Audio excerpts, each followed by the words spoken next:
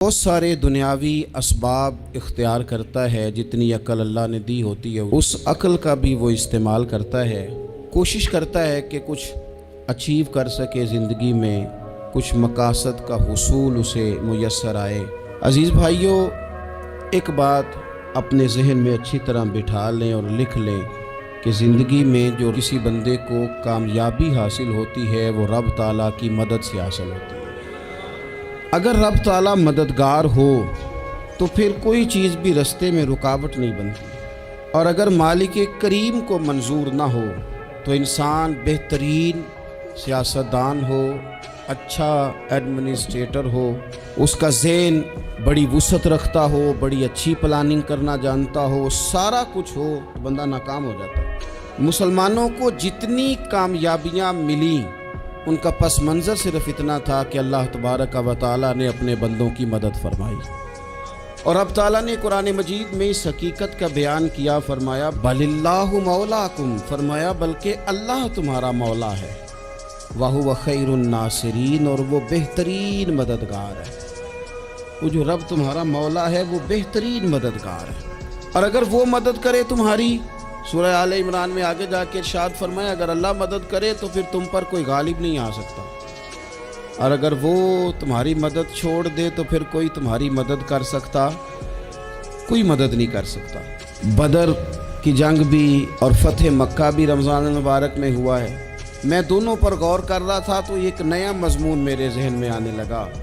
बदर की जो जंग है उसमें भी एक अजीब इनकलाब आया है कि 313 ने 1000 से मुकाबला किया, और जिन 1000 से मुकाबला किया वो असलहे से लैस थे, और ये जो 313 हैं इनके पास 6 ज़िरहें, 8 तलवारें, चंद घोड़े।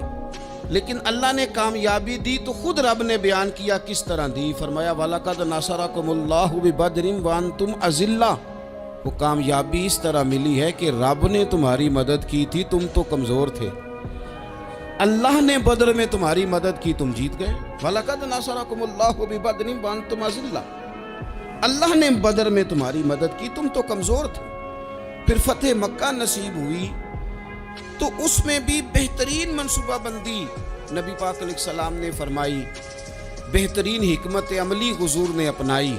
लेकिन हमें जो अल्लाह रसूल ने बात समझाई वो क्या है, इज़ा जा नस्रुल्लाह वल फतह, फरमाया जब अल्लाह की मदद आई और फतह नसीब हो गई।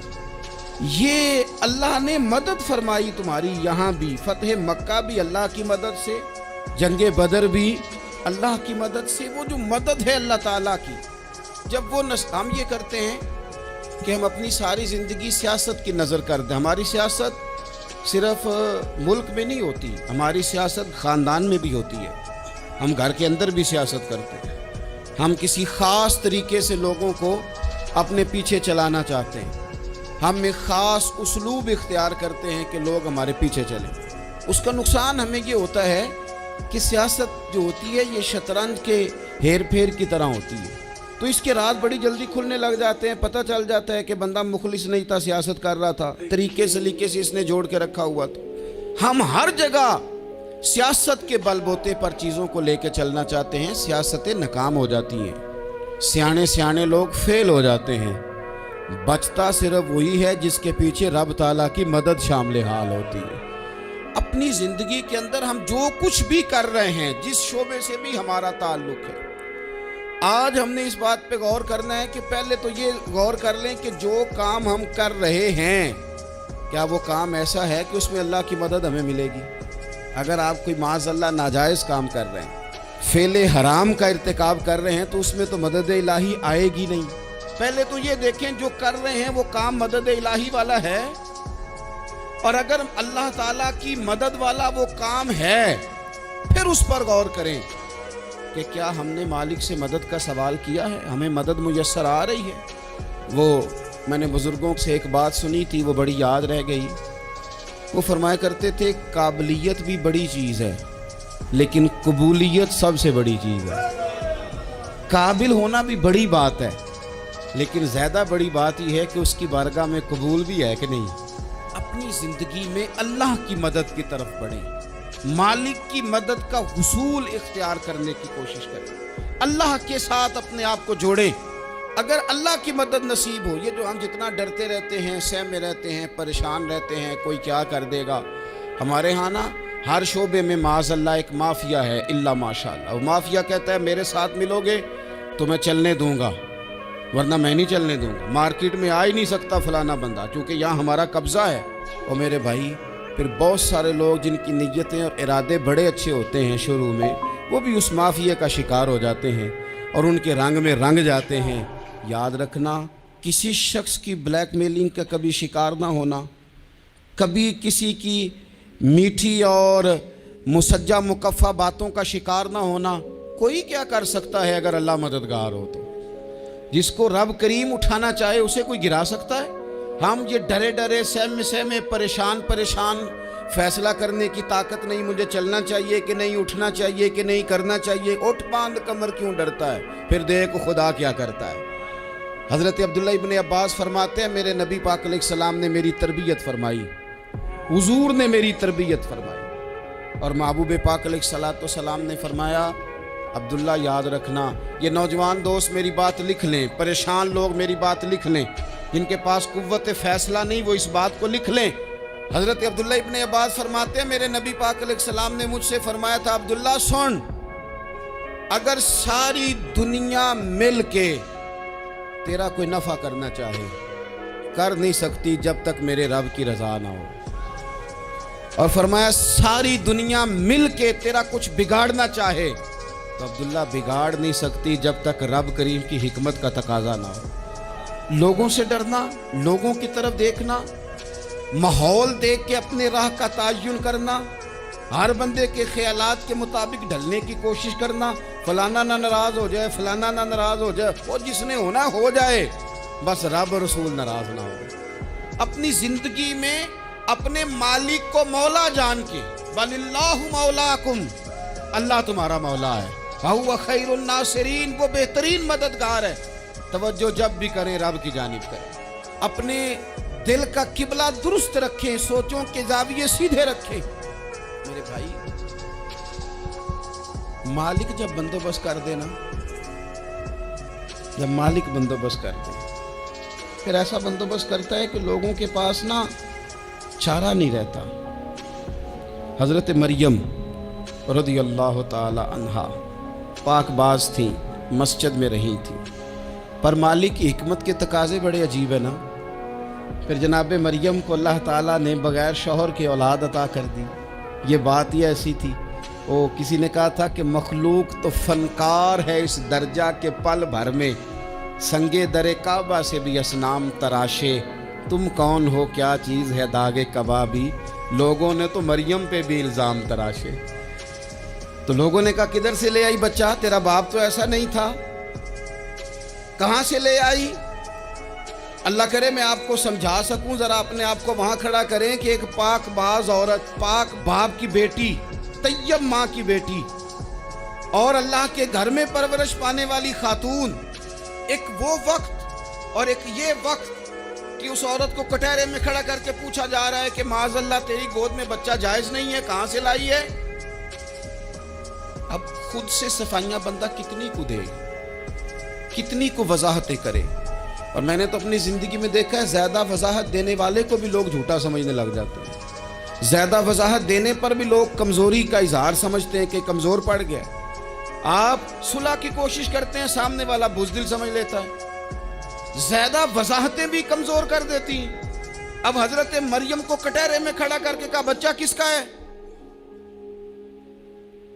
تو پھر خدا بندوبست جب کرے، اللہ جب مددگار ہو، تو پھر حضرت مریم کی گواہی درختوں سے نہیں دلوائی، اس نے پتوں سے نہیں دلوائی، پھر فرشتے نہیں بھیجے۔ حضرت مریم کہنے لگی مجھ سے نہ پوچھو، وہ جو پنگوڑے میں ہے اسی سے پوچھ لو، ان سے پوچھو نا، وہ کون ہے پوچھ لو، ان سے کر لو سوال۔ انہوں نے کہا پنگوڑے میں چند دنوں کا بچہ یہ جواب دے گا؟ مددگار تھا رب،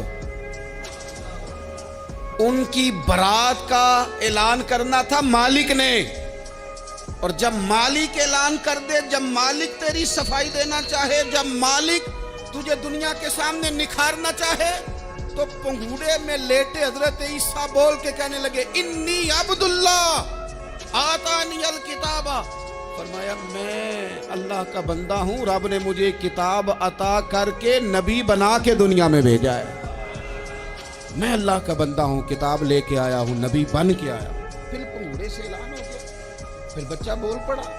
اور یہ ایک دفعہ نہیں بات ہوئی، یہ بنی اسرائیل میں ایک جریج نام کے شخص بھی تھے جو نماز پڑھ رہے تھے، بعض نے لکھا ہے نفل نماز تھی، اماں نے پکارا تو آئے نہیں، تو ماں کے منہ سے نکل گیا تو اتنی دیر تک مرے گا نہیں جب تک کسی بے حیا عورت کا منہ نہ دیکھ لے۔ تو وہ عبادت گزار تھے، لیکن لوگوں نے ان کی عبادت، ریاضت، پرہیزگاری کو نہیں دیکھا، بس ایک عورت کو بھیج کے الزام لگوا دیا۔ وہ عورت آیا جایا کرتی تھی، اب آ جاتی ہیں عورتیں، مسئلہ پوچھنے کی نیت سے بھی آ جاتی ہیں۔ ماحول میں کچھ جگہ ایسی بھی ہیں جہاں عورتیں دم کرانے کے بہانے آ جاتی ہیں۔ وہ خاتون آتی جاتی تھی اس خانقاہ پہ، آستانے پہ، یہ بخاری میں موجود ہے، پھر اس نے کہا میری گود میں جو بچہ ہے یہ انہی کا ہے۔ مجھے بتائیں کیسے بندہ وضاحت دے؟ حالات خراب ہو گئے، لوگ کٹیا جلانے لگے، ماحول اور طرح کا بن گیا۔ میرے نبی پاک علیہ الصلوۃ والسلام فرماتے ہیں پھر اس رب کے بندے نے کہا مالک تو کریم ہے، تیری مشیت کا تقاضا آیا جو میری ماں نے جملے بولے تھے، پر اب میں وضاحت دینے کے قابل نہیں رہا، اب تو ہی کرم کرے گا تو دروازہ کھلے گا۔ تو وہ چند دنوں کا بچہ پنگوڑے میں بول کے کہنے لگا میں اس درویش کا نہیں، میں تو فلانے چرواہے کا بچہ ہوں، وہ جو بکریاں چراتا ہے۔ رب کی مدد کو پکاریں، اپنے ساتھ اپنے مالک کی مدد کو شامل کریں، تھوڑے رزق پر بھی گزارا اچھا ہونے لگ جائے۔ سارے لوگ آپ کو گرانے کی تدبیریں کر رہے ہوں گے اور مالک آپ کو عزتیں عطا فرما دے گا، اس کی بارگاہ سے حکمت کا تقاضا اور ہو جائے گا۔ ہم نے ساری زندگی لوگوں کو راضی کرنے میں گزار دی، ساری زندگی بڑھاپا آ گیا بچوں کو پالتے، اور بچوں نے آخری عمر میں کہہ دیا ابا اگر کوئی ڈھب کا کام کر لیتے تو آج ہمارے دن بھی پھر نہ جاتے۔ ساری زندگی گزار دی بہن بھائیوں کو راضی کرنے میں، ساری زندگی گزار دی ذمہ داریاں اٹھانے میں، ان کو 99 دفعہ دیا، ایک دفعہ نہیں دیا تو انہوں نے کہہ دیا تو نے تو کبھی دیا ہی نہیں، تو تھا ہی نہیں۔ ساری زندگی محلے داروں، علاقے والوں کو راضی کرنے میں گزار دی۔ اور میں نے ایسے لوگ بھی دیکھے دین کے لیے وقت گزارا، لیکن جب بڑھاپے میں دانت کام نہ کرتے تھے تو وقت کے مفتیوں کو بھی مسجدوں کی کمیٹیوں نے کہہ دیا اب آپ کی سمجھ نہیں آتی، ہم نے خطیب کو یور رکھنا ہے، نہ دیکھو دنیا کی طرف، دنیا رلا دیتی ہے، نہ راضی کرو بندوں کو، بندے تھکا دیتے ہیں، نہ پیچھے بھاگو ہر وقت دنیا داروں کے، یہ انسان کو کمزور کر دیتے ہیں۔ وہ تو کریم ہی بڑا ہے، 2 آنسو زمین پر بعد میں گرتے ہیں، بندے کے گناہ سارے پہلے معاف فرما دیتا ہے۔ اللہ کی مدد کا حصول، اپنے مالک کی مدد کی طرف بڑھنا، آپ کو بدر کی جنگ بھی یہی درس دے گی، آپ کو احد کا میدان بھی یہی سبق دے گا، فتح مکہ بھی یہی سبق دے گا۔ میرے دوستو جب رب مدد فرمائے، جب اللہ مددگار بنے، دوستوں سے ایک بات اکثر کرتا ہوں، میں کہتا ہوں کہ جتنے درد سے آپ امیر کو اپنی کہانی سناتے ہیں نا، اور جس طرح آپ کے آنسو بات کرنے سے پہلے گر جاتے ہیں کہ غریب ہیں، بچیاں ہیں، کاروبار نہیں، او میرے سنگیو، اس سے آدھے آنسو اپنے رب کی بارگاہ میں بکھیرو، اس کے حضور عرض گزار ہو جاؤ، اس سے طلب کرو۔ ایک وقت انسان پر زندگی میں ایسا آتا ہے کہ اسے یوں محسوس ہوتا ہے کہ میرا سایہ بھی ذرا سا پیچھے ہٹ گیا ہے، اسے یوں لگتا ہے کہ میں کسی سہارے پہ ہاتھ ڈالتا ہوں تو وہ بھاگ جاتا ہے مجھ سے، لیکن مالک کی بارگاہ ایسی عظیم بارگاہ ہے، رب رسول کے آستانے اتنے بڑے ہیں کہ آپ جب وہاں کشکول طلب دراز کرتے ہیں تو جھولی پھیلانے میں دیر لگتی ہے، ان کو بھرنے میں تو کوئی دیر نہیں لگتی۔ ہم نے اپنا سوچ کا قبلہ ہی دنیا کو بنا لیا۔ یہ جو اللہ والوں کی مدد ہے یہ تو اللہ ہی کی مدد ہے، لیکن یہ جو سیٹھوں کی طرف توجہ کرنا، نوابوں کی طرف توجہ کرنا، دنیا داروں کی طرف توجہ کرنا، اور اپنا مزاج اس طرح کا بنا لینا، یارو گردن کو جھکا دیتا ہے خیرات کا پتھر، جہاں میں مانگنے والوں کے سر کبھی اونچے نہیں ہوتے۔ اور اقبال کہتے ہیں غیرت ہے بڑی چیز جہان تگ و دو میں، پہناتی ہے یہ فقر کو تاج سردارا۔ میں عرض کروں گا کہ اپنی آپ جب توجہ کا قبلہ اللہ رسول کو بنائیں گے تو رب فرماتے ہیں وَيَرْزُقْهُ مِنْ حَيْثُ لَا يَحْتَسِبُ، میں نہ تجھے وہاں سے رزق دوں گا جہاں سے کبھی تیرا گمان بھی نہیں گیا ہوگا۔